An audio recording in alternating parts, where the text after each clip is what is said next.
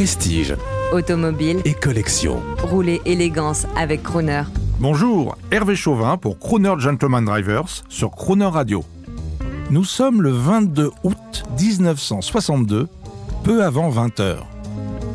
Deux Citroën DS19 de couleur noire, escortés de deux motards, sortent de la cour de l'Élysée sous le salut des gardes républicains. À bord de la première, à l'arrière gauche, on distingue sans ambiguïté la silhouette du général de Gaulle. Sa femme Yvonne est à sa droite. Sur le siège passager, Alain de Boissieu, gendre et aide de camp du général.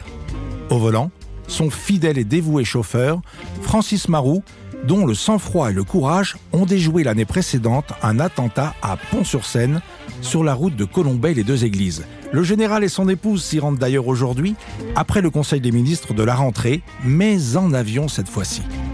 Le décollage est prévu dans une demi-heure à l'aérodrome militaire de Villacoublay, d'où l'avion présidentiel s'envolera pour Saint-Dizier, en Haute-Marne.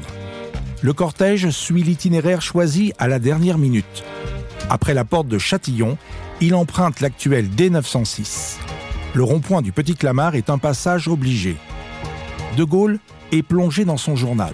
Il se sait détesté et menacé par une partie des Français se sentant trahis, qui lui reprochent d'avoir abandonné l'Algérie et les accords d'Évian fraîchement signés le 5 juillet dernier.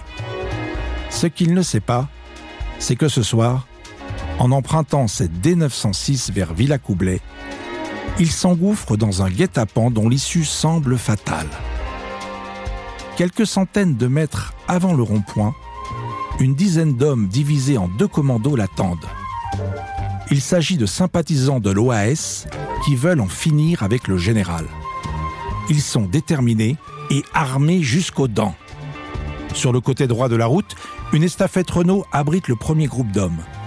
50 mètres plus loin, en face à gauche, une Citroën ID contenant le reste du groupe armé fait office de tenaille pour parfaire la première agression. En amont de ce dispositif, une Simca 1000. À son bord, Jean-Marie Bastien-Thierry, organisateur de l'opération, guette l'arrivée du cortège présidentiel. Ce dernier pointe son nez. Bastien-Thierry agite un journal en guise de signal. Les assaillants sont prêts. Le doigt sur la gâchette de leur fusil mitrailleur, le piège infernal et incontournable se referme sur la déesse du général, sans espoir possible.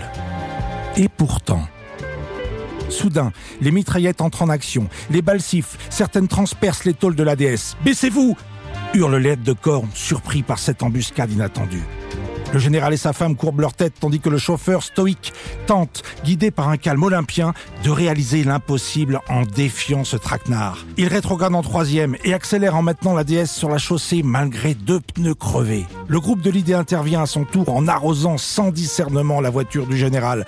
Mais cette dernière, sous les rafales, criblée de balles, accélère encore et toujours et avance, imperturbable, tel John Wayne seul face aux Indiens. L'embuscade est évitée, le général est sauvé. Quelques instants plus tard, en arrivant à Villacoublay, on constate les dégâts. 14 impacts, dont 3 traversants.